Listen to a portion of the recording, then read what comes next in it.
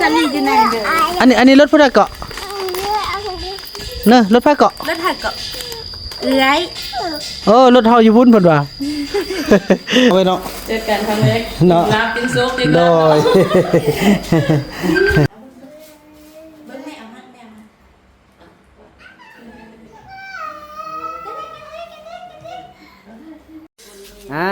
ตอนนี้หลังจากกินข้าวกินน้ำแล้วเนาะทางน้องลิต้าเพิ่นก็เอาเครื่องให้ไอ้บุญมีขอบใจเด้อลูกขอบใจทุบ่อ้ายลูกอ้ายกองพี่น้องเอ้ยโอเคของหลายๆอย่างมอบให้ทางบุญมีแล้วก็ทางบุญคำเนาะขอให้น้องอยู่ดีมีแรงเจริญร่ำรวยฮักแพงกันมีหยังก็ไปมาสู้กันจังซี่และอยู่มอกันจังซี่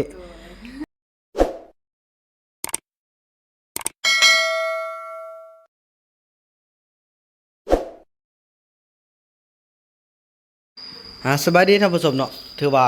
คลิปนี้ก็เป็นคลิปที่บ่าวบุญนำสาวนกแล้วก็ไอ้เฟืองสิกินข้าวกินน้ำเนาะกินข้าวกินน้ำแล้วก็สิฮื้ออันนี้ออกเนาะพอย่าแม่จันดาลีคำพกษาเพิ่นเป็นผู้จัดการเนาะในการปูอันนี้หันงามพี่น้อยพอแต่ละมือแขกก็มาเต็มพี่น้อยเนาะ FC มายามเต็มเลยจนบ่มีเวลาถ่ายคลิปให้เบิ่งเลยพี่น้อยเนาะแล้วก็มื้อนี้พี่น้อยเนาะก็ถือว่ามีทางFC ท่านหนึ่งก็คือน้องลีต้าเนาะพี่น้องเนาะเพิ่นเป็นแม่ค้าขายเครื่องอยู่ทางตลาดดงคำสร้างพี่น้องเนาะบ่าวบุญก็กำลังสิกินข้าวพอดีเพิ่นโทรมาอ้ายกินข้าวแล้วบ่น้องสิเข้าไปหาสิซื้อของอยู่ของกินยังมากินซุ่มนี่นะพี่น้องเนาะกินซุ่มตอนเช้าฉะนั้นบ่าวบุญก็จะไว้ก่อนเนาะเอายังมาปกไว้ก่อนถ้าน้องเพิ่นมาแล้วก็สิถ้ากินข้าวนำกันส่วนไอ้เฟืองซาลีก็เข้าไปเขาเจ้ากินละกินข้าวแล้วก็บ้านนันซีนะครับเอิ้นกันต่อเนาะจังได๋ไอ้บุญมีจังได๋สบายดีจังได๋พี่น้องเนาะรอท่าน้องเพิ่นกำลังจะเดินทางมาพอเพิ่นซื้อคอกซื้อเครื่องเนาะน้องลีต้าก็เป็นFC ท่านหนึงเป็นคนที่ให้กำลังใจบ่าวบุญนำนับแต่พูดนะพี่น้องเนาะเข้าป่าแรกๆเนาะจนถึงปัจจุบันตอนนี้เรื่องราวต่างๆพอต้องเรื่องเขาเพิ่นก็ฮู้หมดพี่น้องเอ้ยเนาะเพิ่นก็ฮู้หมดแล้วก็เป็น FC เป็นครอบครัวเดียวกันนั่นแหละพี่น้องเนาะรอท่าเพิ่นพี่น้องเอ้ยเพิ่นก็เป็นแม่เลี้ยงเดียวพี่น้องเอ้ยเนาะ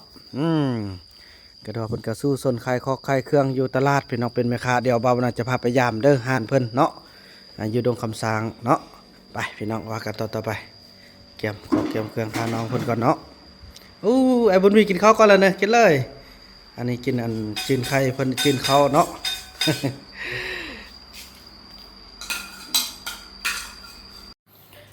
โอเคตอนนี้น้องเพิ่นก็ใกล้จะมาฮอดละเนาะ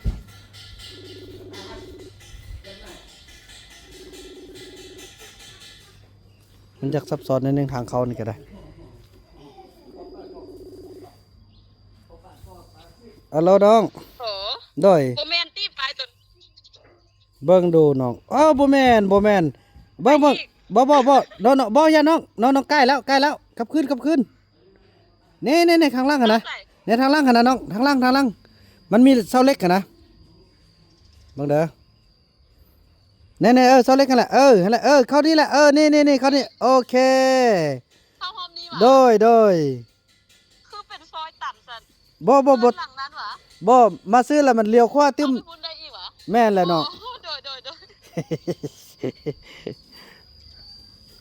โอเคฮอดละบาทนี้พี่น้องเนาะสลับซับซ้อนกันหน่อยนึง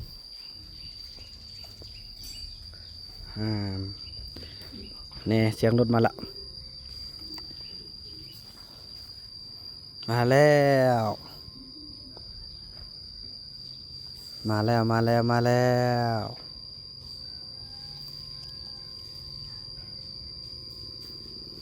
โอเคเห็นละบานนี้ เข้าทางนี้เด้อ สาวสำเนือด้วยเข้าดี เด้อป้าตัวเครื่องไล่แท้ไอ้บุญมีมาต้อนรับเอื้อยเด้สบายดีเขาดอกประเทศนั่นเครื่องมันเล่นมาใส่เครื่องเลยน้องเอามาเอาเครื่องสวยเอื้อยเด้เลยขนมไอ้บุญมีได้ทันน่ะสบายดีเลย ไอ้บุญมีเพิ่นแล่นมาใส่เครื่องแล้วนะเพิ่นเฮ็ดขอบใจเฮ็ดซะได้ลูกเอาขอบใจเฮ็ดซะได้อันนี้เอาขอบใจก่อนขอบใจเฮ็ดหน่อยได้ขอบใจก่อนจะเอาบ่เฮาเด้อเบิ่งเฮาเด้อขอบใจก่อนเอาขอบใจก่อนขอบใจทุกๆบ่เฮ็ดดีๆบ่เฮ็ดทางปีน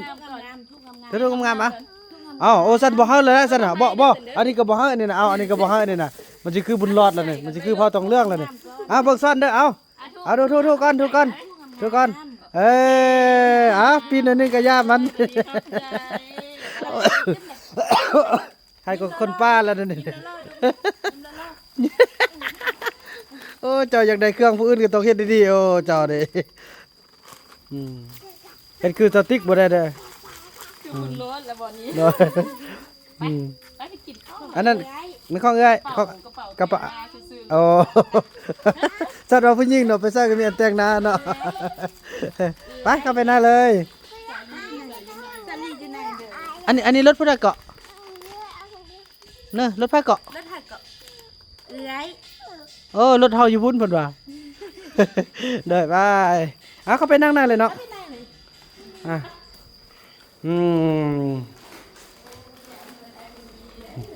ซาลีใช่แล้วซาลีเอ้ยมาห้าละเด้อแน่น ใจสบายดีโอ้ได้เจอแล้ววันนี้ต้องจับมือเนี่ย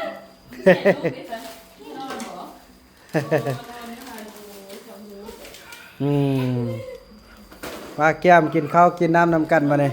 ขอบใจน้องลิต้าเนาะเพิ่นมายามพี่น้องเอ้ยมีเครื่องฝากของตอนหลายๆอย่างในมีนี่แหละพี่น้องเอ้ยมีแกงมีลาบมีหลายๆอย่างพี่น้องเอ้ยเนาะเจอกันครั้งแรก เนาะ ลาบกินซุปกิน โด ลาบ ยไหนเพิ่นมีฮัลโหลสบายดี ท่านหมอขายยาพื้นเมืองบ่ โดยมาแล้วเจ้าโดยเอาห่อละ100,000กีบจ้ะโดยมีเจ้า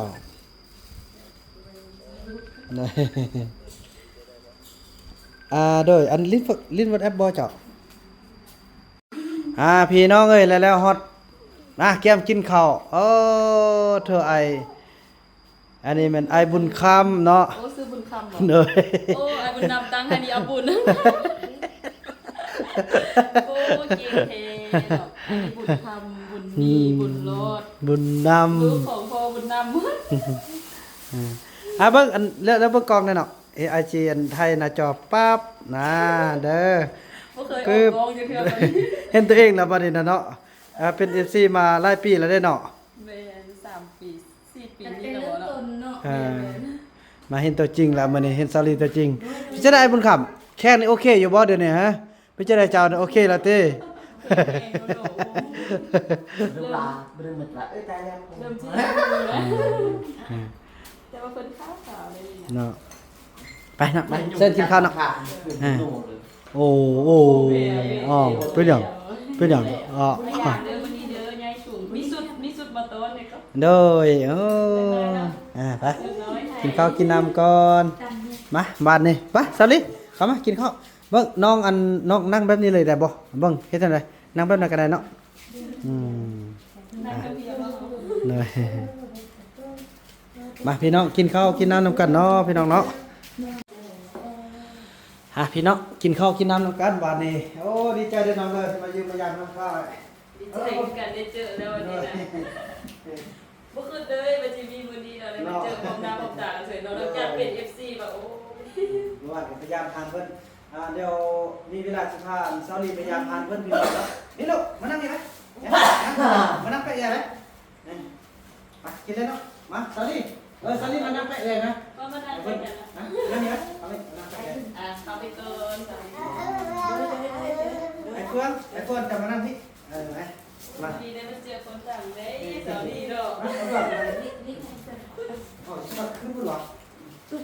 เหรอ ขึ้นทางนั้น ได้ป่ะโอเคมากินข้าวกินน้ำนำกัน เบิกอันมีแม่ยัดตังค์เอาเบิกแม่เอามาแม่เอามา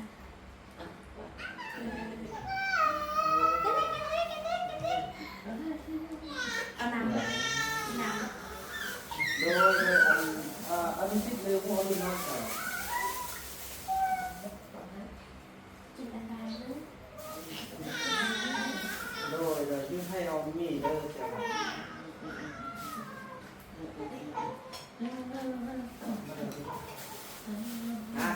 กิน ป่านนี้ช่วยว่าเราบ่ได้ใส่อ่ะ ส่งพ่อส่งเนี่ยส่งพ่อส่งเนี่ย สบายสบายสบาย กินหลายๆอย่างนี้แฮงเนี่ย นี่เดี๋ยวกินเดี๋ยวนี้มันเป็นไงมาหมักนะ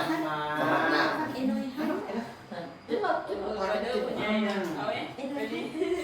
จังหวะ จะบอกเป็นที่ใครมาเมื่อเด้อ นั่นดิน้องตั้งเป็นน้องซื้อ เสื้อ เดี๋ยว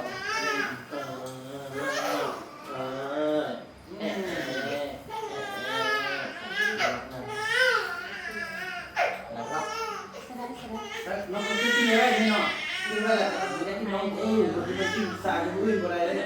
ไม่รู้นั่นแหละเจ็ดดุลุกไล่ยักษ์โอ้ยน้องเจ้าได้น้อง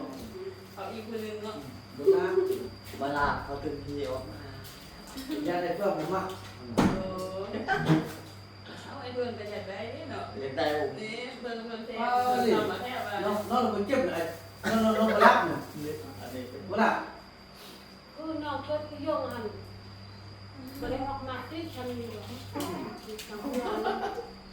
ถือว่าเราเกิดง่ายที่เขายังโมโหโมทำเกิดก่อนนะ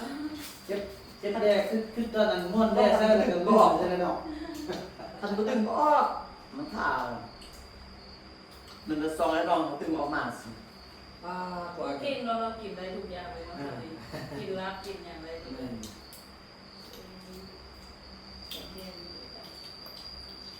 ลองมากินบ่อยอยาก ฮิปแม่ฮิปลงมือ เลือกมันเป็น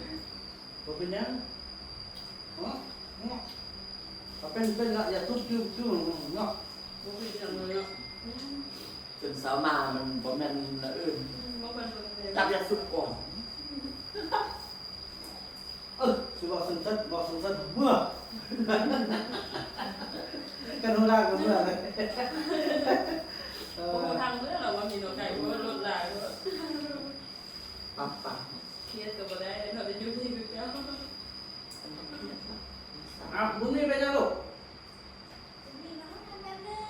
อันได้ไปห้องน้ำได้น้ำเด้อ ได้ บุญมีนี่กินไล่ได้มือดีนะเมื่อน้องลงเจียมันแล่นมาแซ่บกินเลย ดีแล้วกินมาเป็นไงไป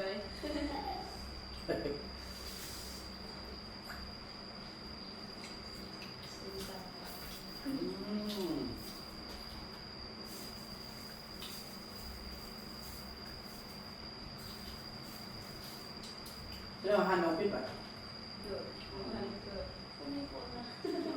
ยังจนนี้ มันเอาจ่ายไปเส้นมันตึ้งมาเป็นตัวมันนะครับผมว่าเป็นเส้นมาอย่าเท่านั้น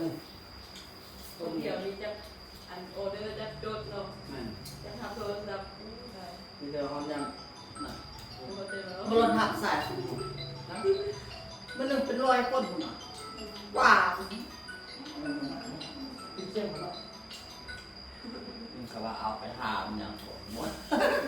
ยังกินข้าว จนมีเวลาพักผ่อนเลยเนาะ โอ้บางมือจะไปอาบน้ำอ๋อลงไปเอาหนาวไปเลย พอดีผัดอัดแก้เกินแล้วคำเราบอกอันนี้มันมีนะ เฮ้ยจะรู้ไหมถล่มพื้นอยู่บ่ โอ้มันเป็นเข้าไปตรงนั้นมันทึกอะไรหมดแล้วน้ำมันนั่นนี่ยังไม่ว่ายังไม่เนาะยังไม่ยังไม่บอกว่ายังไม่นะพี่โอเคอะไรนั่นเนาะปินมาหนึ่งมันโอเคมันนี่ปลาหมึกซิปมันนี่ เสื้อปลาหมึกสิ เมื่อวานที่มันทำอย่างเป็นเก็บเห็ดเอาฟองมาสิ นั่งโฆษณายาว มันไปหาเห็ดเอายามาโฆษณานั่นยาเท้า เราสร้างนี่ แล้วเป็นตัวแทนอะไร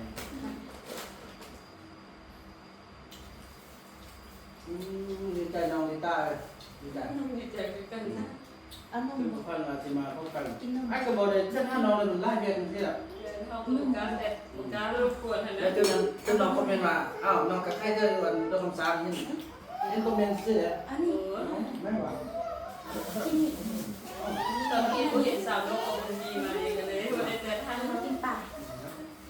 เยอะๆเลย กินอะไรร้านรู้ได้อะไรกินได้ กินอย่างลูก นี่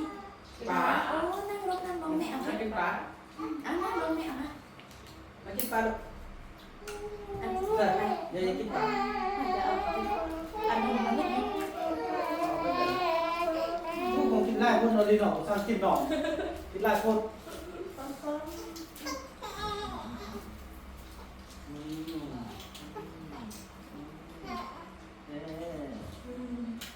เริ่มอ้วนแต่เริ่มทานเป็นแบบนั้นนะ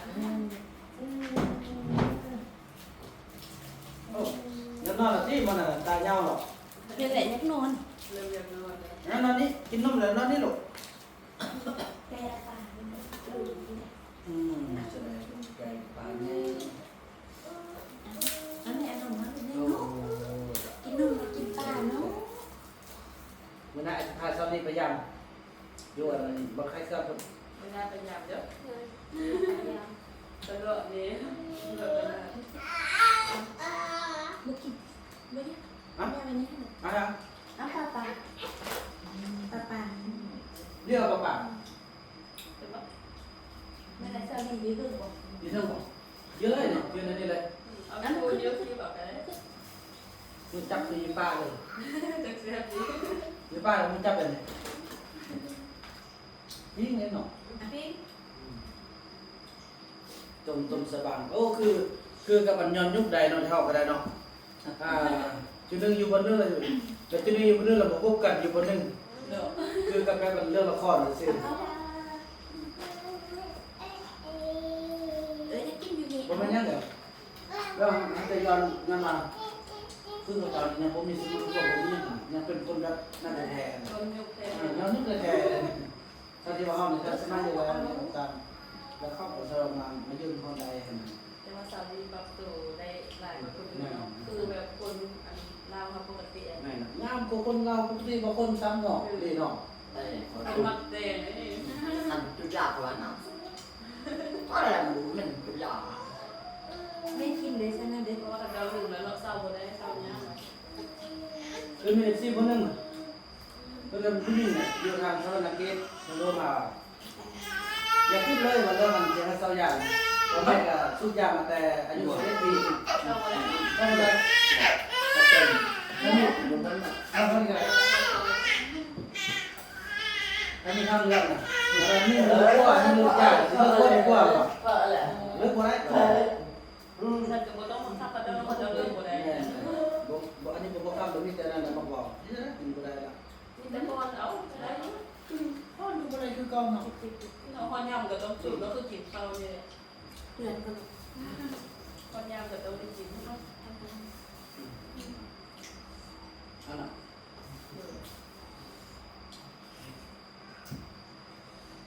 โอ้นี่ลาบเพียซอยคมยอด รับดิบเนี่ย ไปกินไปรับนิดก่อน บายดูน่าจะมารับดิบนะเขาไม่ได้สั่งรับดิบมา รับสุกากินได้กินแบบเที่ยๆเลย แล้วเนาะบ่แล้วครับ จะใส่ ป้ากินได้บ่หรอ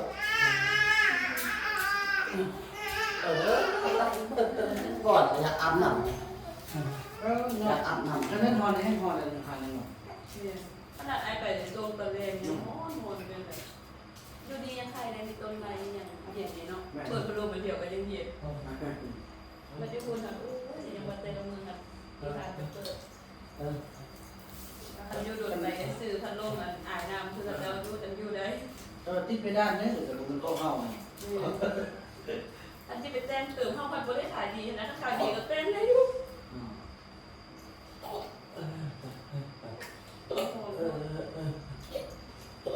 ซึ่งเราจะรู้จักเพิ่งกาดยังใครเลยเปิดพัดลมเป็นเย็นเนี่ยนี่แดงโซมเข้ามาเลยค่ะ ใครดีติดบอลลูนไปด้านเต้า มัน โอ ได้ เค ขาย เต้าเลยโอเคเอาเต้าเลย ถ้า ายทรงอย่างเดียวใส่แก้ว มือไล่ไปทางมือเข้าไม่ ลูกสาวไปยัดเขาไปยัดเครื่องแซงอีกจริงขายถึงไม่ถึงตลาด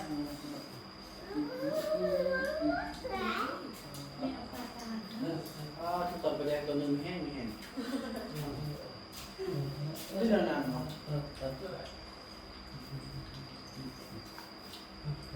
ก็ตัดจะตัดในที่ตัวแซ่หลายคนแซ่ ไอ้พวกอิ่มแล้ว เต็มหรอก บัดอันนั้นเซาเลียนนะครับ เต็มหรอกเต็มหรอก ต้องตัดที่กินแล้ว โอ้แล้วก็ให้ที่เขาเซาหมด นี่แหละออกไปเสิร์ฟดูแถวนั้นยันอายทาดุนเนี่ยเมื่อท่านได้กินแล้วพอเมื่อกี้นี่เราเข้ามาแล้วพอท่านก็ อันนี้ต้องซับคำขึ้นก็ มาสั่งลาบที่พันนะน้ำมง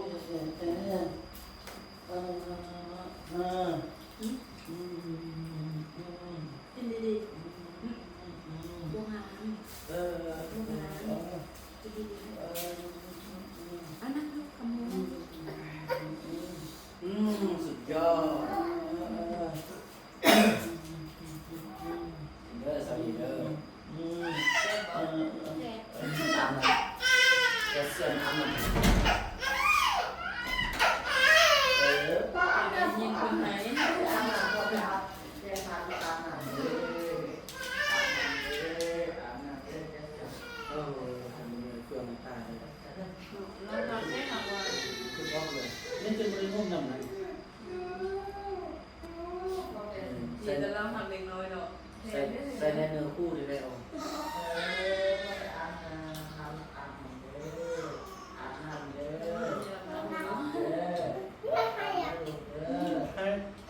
ลองให้มันขึ้นเลย ถ้าน้องหลบจะมีแซ่บ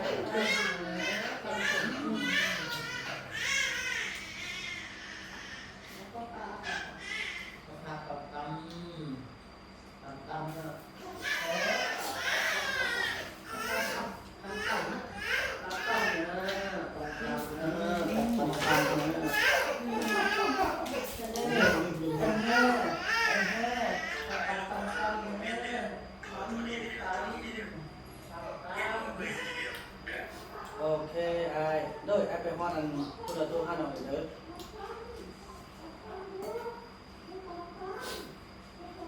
บ่มีอันแบกเจียนต่อก็เอาขึ้นมาแต่พี่ก็มีแล้วแต่มันคือเอาบ่ส้มเอาขึ้นห้องแล้วไปมาก่อนในแบกตัวพายมาเฮือนมาใส่เฮือนก็คือจัดตายนี่แบกก็ตัว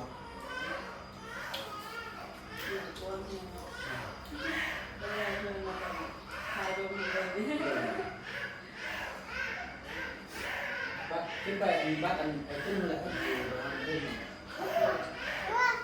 เก็บให้อันไหนมันงูอยู่นี่แหละครับผมเลิกเลยนะครับเป็นแบบ ทำมันสิได้ไปว่า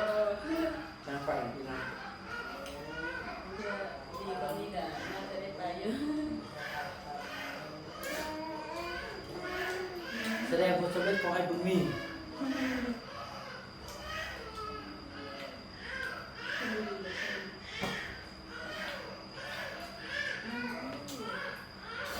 เพื่อมันทับนำให้ดู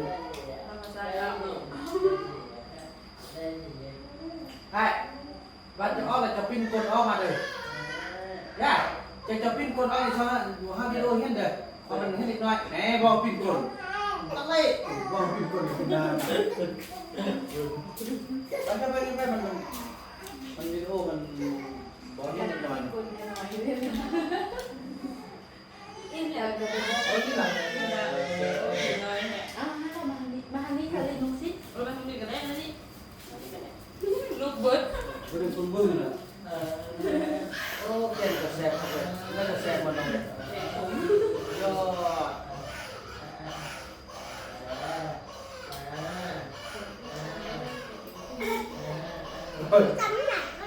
เนี่ยก็ ไอ้น้อยให้ไป น้อยหายแบบนี้ เป็นน้องให้เด้อ โอ้ดีใจน้องดีใจดีใจ บุกเปิดเลยเราว่าจะได้เจอกันเดี๋ยว ว่า จะ อันนี้จะชื่ออันนี้จะเสี่ยวก็นี่แต่ภูมิยังตามทาง Facebook เมื่อกี้คันมักเบิ่งอย่างแล้วมักคอมเมนต์มักอีหยังเสียแล้วก็การลงมือกันกัน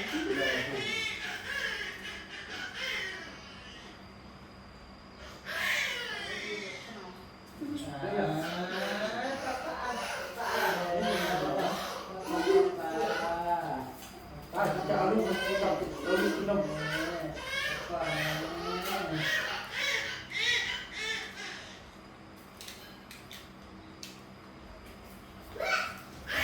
จะได้ไอ้น้องให้หนึ่งน้องให้หนึ่ง น้องให้ ปกติอาบน้ำแล้วก็นุ่งเครื่องกันสั่นละ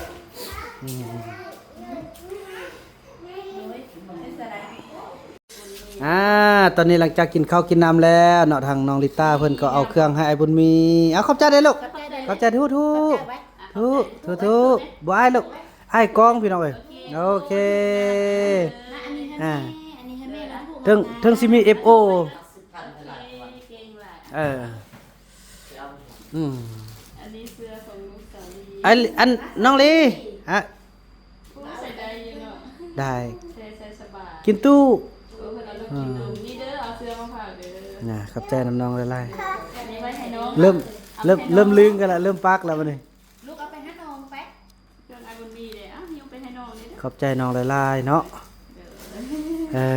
นี่โอ้หุ่นน่ะให้กันละก่อนนะ ของบุญมีเด้อก็ ลูกอันนั้นให้น้องอันนั้นให้น้อง แบ่งกันหุ่นน่ะเพิ่นก็ให้กันเลย เอาไปให้น้อง เด้อบุญมี อันนี้คือ โอ้บุญมีได้สดเล ลูก ย งามลูก แล้วเขาจะไงเด้เตรียมทุ งาม ใส่ชุดงามเด้อเด้อ ลูกเล็กไว้แม่ ถือว่านั้นเนาะน้องเนาะคือว่าขอบอกขอบใจพิเศษมื้อนี้ก็สำหรับอาหารให้พี่น้องเนาะบ่ว่าจะเป็นซอยลาบแกงต้มปิ้งเนาะทุกสิ่งทุกอย่างที่แล้วก็เครื่องของหลายๆอย่างมอบให้ทางบุญมีแล้วก็ทางบุญคำเนาะขอให้น้องอยู่ดีมีแรงเจริญร่ำรวยฮักแพงกันมีหยังก็ไปมาหาสู้กันจังซี่และอยู่มอๆกันจังซี่คือว่าบัดนี้ก็สิได้อนุญาตปิดคลิปสำนี้ก่อนมีเวียกหลายอันที่ว่าจะต้องต้องลมบางเทื่อต่อไปก็สิจะได้เป็นตัวแทนขายาอยู่ทางตลาดดงคำซางเลยเนาะ FC ท่านใดที่อยู่แถวๆดงคำซางเนาะบ้านดงคำซางหรือใกล้เคียงก็สามารถเข้าเอาได้อยู่ที่ตลาดดงคำซางใดเนาะเดี๋ยวบ่มานำจะอัปเดตอีกครั้งเนาะในที่ว่าตอนนี้ยาพวกเฮาก็ยังซ้ำนี้พี่น้องเนาะยังบ่ฮอด100พี่น้องเอ้ยจะได้รอที่ว่าเขาเจ้าปลาเพิ่นมาแต่สยะมาส่งมาเนาะเพราะใช้รถคนเบียร์มาเลยเพอมันจำนวนหลายขอบใจน้องหลายๆเด้อโดยเช่นกันเนาะคลิปนี้บ่าวนำแล้วก็ทางน้องลิต้าก็จะขออนุญาตจบคลิปกันสำนี้ก่อนแล้วก็ว่ากันใหม่ในคลิปต่อไปเนาะคลิปนี้บ่าวนำและน้องลิต้าขอกล่าวคำว่าสบายดีบ๊ายบาย